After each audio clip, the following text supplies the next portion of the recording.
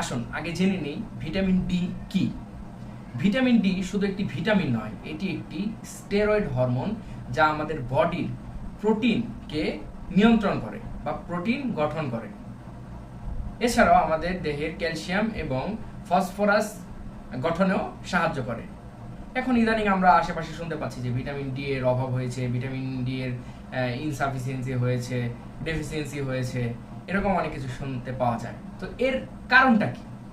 এর প্রথম কারণ হচ্ছে আমাদের বর্তমানে সমাজের সকলেই শহর কেন্দ্রিক হয়ে গিয়েছে।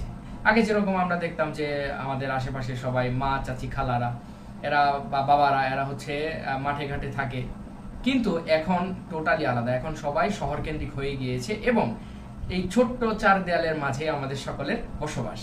এর কারণে আমাদের শরীরে সূর্যের আলোটা লাগছে না। আগে বলে নেই, আমাদের শরীরে ভিটামিন ডি